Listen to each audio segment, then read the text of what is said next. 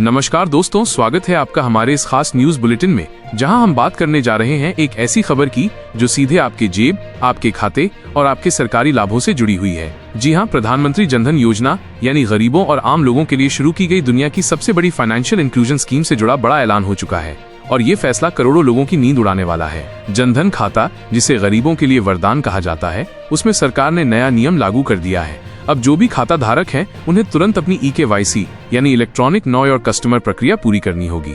अगर आप ये सोच रहे हैं कि ये बस औपचारिकता है और इसे टाल सकते हैं, तो ये आपकी सबसे बड़ी भूल साबित हो सकती है, क्योंकि सरकार ने साफ शब्दों में कह दिया है कि अगर 30 सितंबर 2025 तक आपने अपनी EKYC पूरी नहीं की तो आपका जनधन खाता सीधे फ्रीज हो जाएगा। अब सोचिए दोस्तों, जब खाता फ्रीज हो गया तो आपके खाते में आने वाली सारी सरकारी योजनाओं की रकम, चाहे वो पेंशन हो, स्कॉलरशिप हो, गैस सब्सिडी हो या फिर प्रधानमंत्री किसान सम्मान निधि जैसी योजना का पैसा हो, वो सब आपके खाते में आने के बजाय वापस लौट जाएगा। और ये सिर्फ इतना ही नहीं होगा, बल्कि आप अपने खाते में जमा पैसे को भी नहीं निकाल पाएंगे। यहाँ तक कि जो लोग ओवरड्राफ्ट की सुविधा का लाभ ले रहे हैं, उनका ये फायदा भी रुक जाएगा। दोस्तों, जनधन खाता 2014 में प्रधानमंत्री नरेंद्र मोदी द्वारा लॉन्च किया गया था। उस समय इसे दुनिया की सबसे बड़ी वित्तीय समावेशन योजना कहा गया था। शुरुआत में लोगों ने इसे हल्के में लिया, लेकिन धीरे धीरे इसकी अहमियत हर घर तक पहुंच गई।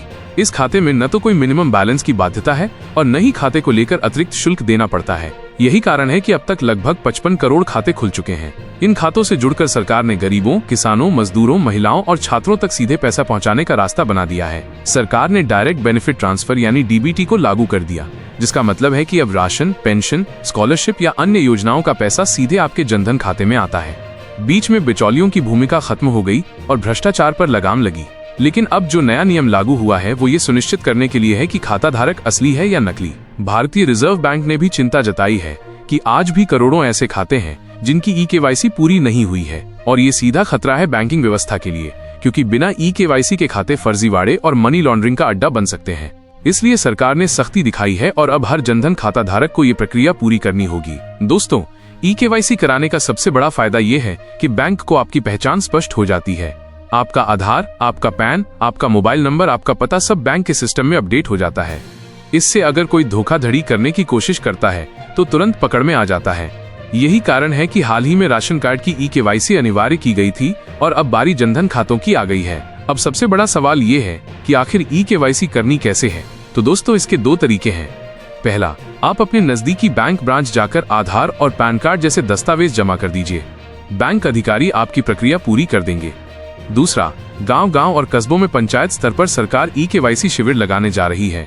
वहां जाकर आप आसानी से ये काम करा सकते हैं। लेकिन ध्यान रखिए, अगर आप सिर्फ इस उम्मीद में बैठे रहेंगे कि आपके गांव में शिविर लगेगा और आप वहीं जाके करवा लेंगे, तो ये आपकी भूल हो सकती है।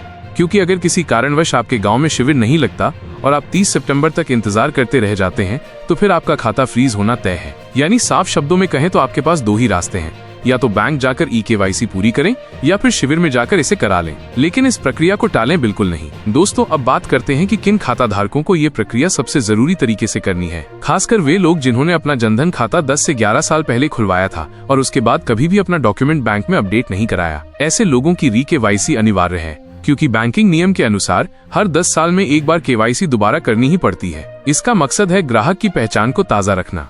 10 साल पहले जो फोटो आपने बैंक को दिया था, आज आपके चेहरे में बदलाव आ चुका है। 10 साल पहले का आधार कार्ड या मोबाइल नंबर आज शायद बदल चुका हो। इसलिए बैंक इन सब जानकारियों को रिफ्रेश करता है ताकि किसी भी तरह की गड़बड़ी से बचा जा सके। इसके अलावा अगर आपने बीच में अपना मोबाइल नंबर बदल लिया है, नया आधार कार्ड बनवाया है, पता बदल दिया है या अन्य कोई अपडेट कराया है, तो वो सब EKYC प्रक्रिया के दौरान बैंक में दर्ज होगा। अब जरा सोचिए, अगर आपने ये प्रक्रिया पूरी नहीं की तो क्या होगा। सबसे पहले आपका खाता लॉक हो जाएगा। आप चाहे ATM से पैसा निकालने की कोशिश करें या बैंक काउंटर से, दोनों ही जगह आपको रोक दिया जाएगा। खाते में जमा पैसा भी आप नहीं निकाल पाएंगे, और अगर सरकार की तरफ से कोई नया पैसा आपके खाते में आने वाला है तो वो भी वापस लौट जाएगा। यही वजह है कि सरकार गांव-गांव माइकिंग करवाकर लोगों को जागरूक कर रही है। आपको बार बार संदेश दिए जा रहे हैं कि 30 सितंबर से पहले अपना काम पूरा कर लें। अब दोस्तों, जरा जनधन खाते के फायदे पर भी एक नजर डाल लेते हैं। इस खाते में आपको 0 बैलेंस पर खाता खोलने की सुविधा मिलती है, यानी अगर खाते में एक भी रुपया नहीं है तब भी कोई चार्ज नहीं कटेगा।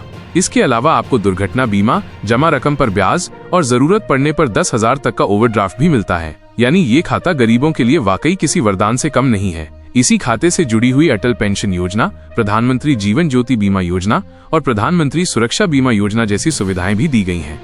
अब अगर आपने इनमें से किसी का लाभ नहीं लिया है तो ई-केवाईसी कैंप में जाकर एक साथ ये सब काम भी कर सकते हैं। दोस्तों, आज की इस खबर का सबसे बड़ा संदेश यही है कि अगर आपने समय रहते अपनी ई-केवाईसी नहीं कराई तो मुश्किल में आप ही फंसेंगे। इसलिए इस काम को टालना बिल्कुल नहीं है।